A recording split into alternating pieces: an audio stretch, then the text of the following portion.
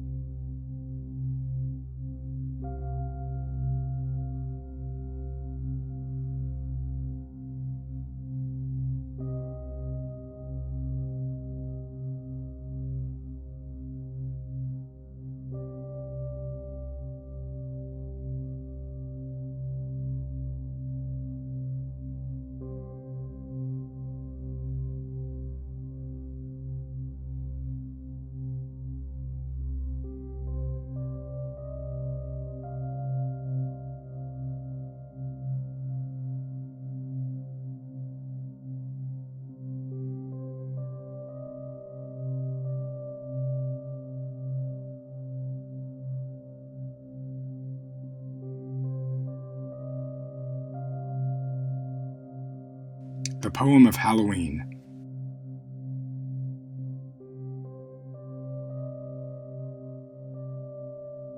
Robert Burns popularized the word Halloween.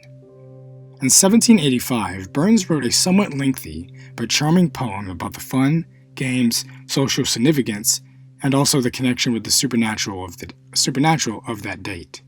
He called it Halloween. Halloween is probably a Scottish word first appearing in print in 1556 and spelled Hal-Hallon. It had been the subject of a few other works, but none caught on until Burns's poem. Burns's poem is full of imagery of the harvest and the ending of the year, and also the games and pranks that people indulged in as they prepared for another harsh winter. It talks about the willowing of grain, harvesting of apples, storytelling and dancing, as well as ghosts of Scottish heroes, fairies and hells, and so on. It very much captures the spirit of harvest and the end of summer. The poem is mostly English, but with liberal sprinklings of archaic words in Scottish, so it requires copious footnotes in order for a modern reader to get through.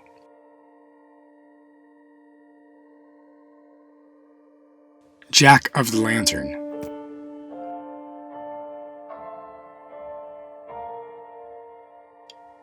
There was once a saucy fellow named Jack, a name given in default to peasants in feudal times. Called Stinging Jack, he was a drunkard, a cheat, a trickster, and probably a very entertaining person until you discovered that your wallet was gone. Every culture has its own Jack, because he's really a stereotype of a personality most of us have met. An archetype that goes back in recorded history all the way to ancient Greece. Hermes was the god of travelers because of his speed, but also of commerce, highway robbers, charlatans, and con artists. Hermes conned Apollo out of his cattle, and conned Zeus into making him an Olympian god. One night, Jack met the devil, a pretty sneaky guy in his own right, and Jack invited the devil to dinner to have drinks at a local pub. After they were done, Jack confessed that he didn't have any money, and convinced the devil that they could get out of this. If the devil changed himself into a coin, that would cover their bill. The devil agreed, and turned himself into a coin. Whereupon Jack put the devil coin into his pocket, which happened to also hold a crucifix. In this way, Jack trapped the devil and told him, "You will only get free if you become Jack's companion, and would not claim his soul after he died." In some accounts, Jack did this after he convinced the devil to climb a tree for some fruit, and then carved a crucifix into the bark. He wouldn't let the devil come down until he ratified the agreement. Whichever it was, Jack eventually died, of course. There was no way this character was getting into heaven. But the devil was bound by his own word, and so Jack was condemned to walk the earth for eternity. With only a hollowed-out turnip and burning coal for light to see his way, the turnip, through centuries of retelling the tale, became various type of gourd, and eventually the orange pumpkin we know today. Jack continues his roaming, even today, and enjoys causing travelers at night to lose their way by following his turnip lamp. It may be that phenomena of will-o'-the-wisps, swamp gas, or bioluminescence to inspire the story, and it's a perfect tale for Halloween. Our own Halloween pumpkin, Jack of the Lantern, are inspired by Jack's tricks on the devil. All Hallowed Tide.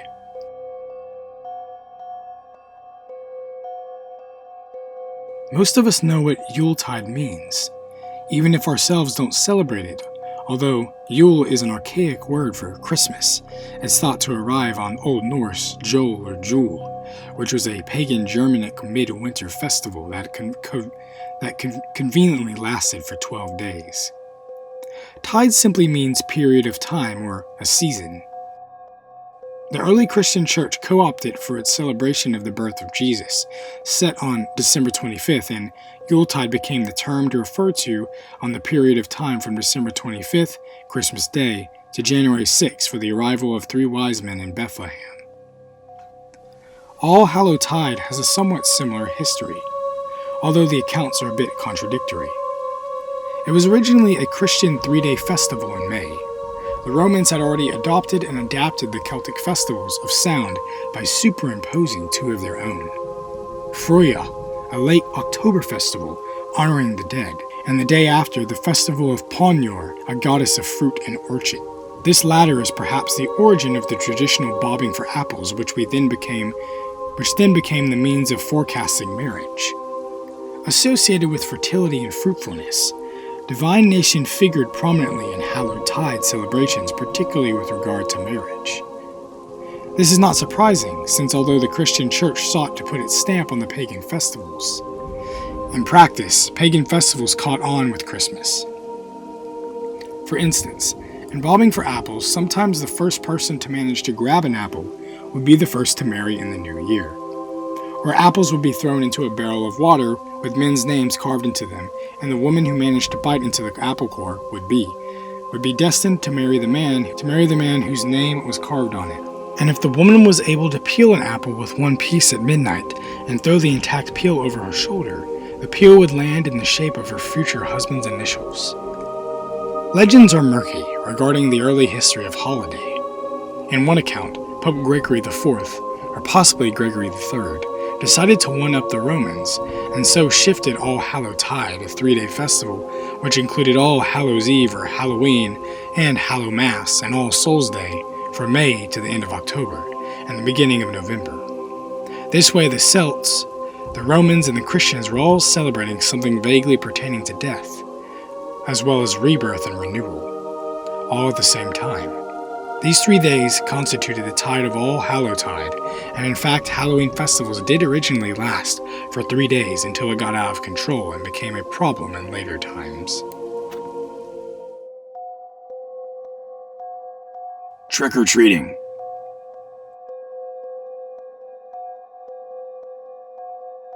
What happens when you allow the populace to rampage through the streets in masks and costumes? It may not be a good idea to fill people up with stories and spirits, the dead, pranks, tricks, and deviation, and then just send them out unsupervised and in disguise into the streets for 3 days. Somebody will inevitably do something that is a bit untoward. This is exactly what happened in the USA in the late 19th and early 20th centuries, and it's still going on in some places. Trick-or-treating seemed to begin sometime in the early Middle Ages, when it was called souling. According to this legend, the children of the poor, which were most people, would make the rounds of. The homes of the more well-off, which were considerably fewer people, and they came to ask for food in exchange for a song or prayer for a soul of a deceased loved one. If things went according to plan, the households would have prepared special cakes beforehand called soul cakes to give these children. At the same time, the thinning of the veil separating the realms of the living and the dead, or supernatural, made some people nervous. So sometimes costumes and masks were worn to fool malevolent spirits into mistaking the living for other spirits like themselves. All Hallowtide was actually a major event in the medieval Christian church, and often with compulsory attendance at masses and tolling of church bowls. The practice of lighting bonfires was adopted from the pagan version of the observance, and the candles were commonly lit, and so on Hallows Eve is also referred to as the Night of Light. The bones of livestock were typically thrown into the fire as a type of sacrifice, and these were known as bonfires, which is how the term bonfire originated. Halloween was slow to sink its roots into the American colonies, but as we all know, the devil is patient, unless he's dealing with Jack. Although early Protestant colonists of America took a dim view of Halloween observances during the second half of the 19th century, a heavy influx of Scottish and Irish immigrants gave a real boost to Halloween, and it spread rapidly as a festival day. The emphasis was not so much on the treating part, or the trick-or-treating, as on the tricking part. In the rural areas, this usually amounted to little more than the tipping over the outhouses and taking wheels off wagons, all the while in disguise. People could prevent damage to their property by essentially paying off the vandals in the form of treats, but in the northern cities, things got a bit out of hand. By the first few decades of the 20th century, there was enough mayhem associated with that day. There was a concentrated effort to secularize it and remove any references to the supernatural and turn celebrations into parades, giant block parties, and affairs at community centers and schools. Since this didn't seem to help much, Halloween was retold as a holiday specifically for children, and costumes and trick-or-treating was revived. Early Halloween costumes were fairly strange and more than a little disturbing. They were all do-it-yourself, of course, and people could and did get pretty creative.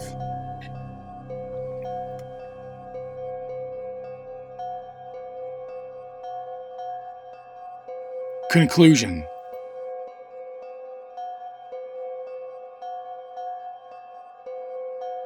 Something underlines all of this.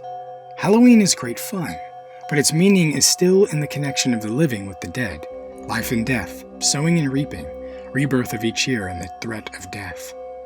That being alive carries with it and a hope that there is a world beyond.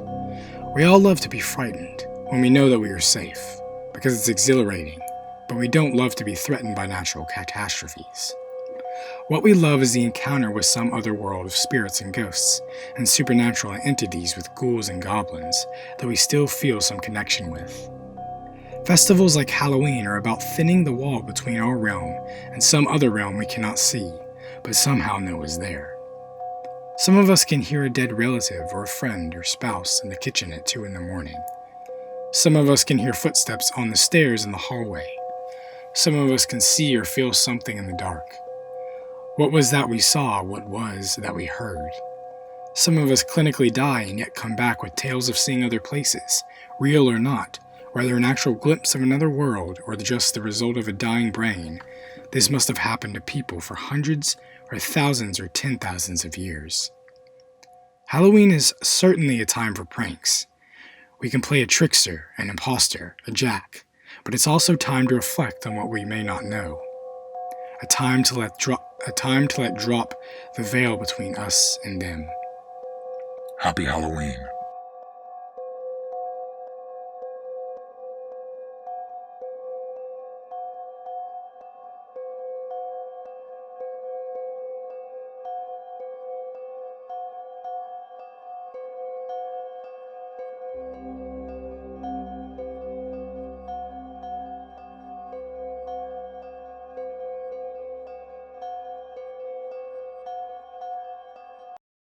Mm-hmm.